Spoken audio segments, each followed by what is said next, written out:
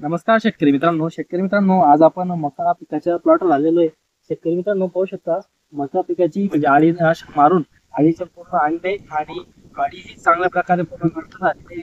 शेतकरी मित्रांनो, आता थंडीचा पिरियड चालू झालेला आहे. नोव्हेंबर महिना लागल्यानंतर थंडी हळूहळू का होईना वाढते. आता शेतकरी मित्रांनो, काय असता आपलं व्हेजिटेबलचं पीक असो किंवा मका असो किंवा कोणतेही पीक असो, आता भेंडी असो, वांगा असो, टोमॅटो असो किंवा मिरची असो, असे जे पिकं असतात तर थंडीमुळे मुळा पूर्ण जे जमिनीतील जे मुळा असतात आपण पाणी सोडत असतो, त्याच्यामुळे त्या खालचा जो थर असतो तो पूर्ण जाम होऊन जात असतो. तर शेतकरी मित्रांनो, आपल्या पिकाला काही खतही मिळावं, त्याच्यानंतर एखादी बुरशीनाशकही मिळावं आणि पिकामध्ये जे क्लोरोफिल तयार करत असतं झाड, ते म्हणजे ॲडव्हान्स पद्धतीने लवकर क्लोरोफिल तयार व्हा. आणि जो आपला माल जो निघत असतो, आता काही वेळेस काय होतं असं आपल्या जिथं 10-15 कॅरेट निघत असतात तिथं आपले 5-6 कॅरेटवर हार्वेस्टिंगला माल येऊन जात. जसं भेंडी असते तर 10 कॅरेट निघत असेल तर ती 5 कॅरेट होऊन जात असते. तर मालाची जी कॅपॅसिटी असते ती कमी होऊन जात असते, ती वाढावी आणि आपल्या पिकामध्ये चांगल्या प्रकारे टवटीतपणा ग्रोथही व्हावी.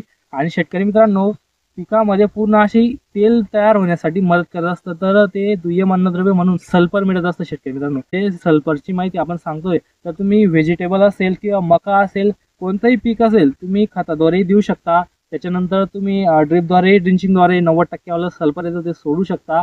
आणि त्याचा रिझल्ट काय मिळत असतो आपल्याला, तर शेतकरी मित्रांनो, जमिनीमध्ये जाऊन ते हीट तयार करण्याचं काम करत असतं. जमिनीमध्ये जेवढा हीट तयार होईल तेवढं अन्नद्रव्य आपटेक वगैरे सगळ्या गोष्टी ह्या परफेक्ट होत असतं झाडाच्या. त्याच्यासाठी आपल्याला सल्फर येत असतं 90%. जर ते ड्रिपद्वारे आपल्याला आळवणीही करू शकतो किंवा आपण खताद्वारेही दिलं तरी आपल्याला एकरी 3 किलो असं द्यावं लागत असतं. तर शेतकरी मित्रांनो, सल्फरचे असे फायदे, सल्फर हे बुरीनाशक, बुरशीनाशक, त्याच्यानंतर दुय्यम अन्नद्रव्य.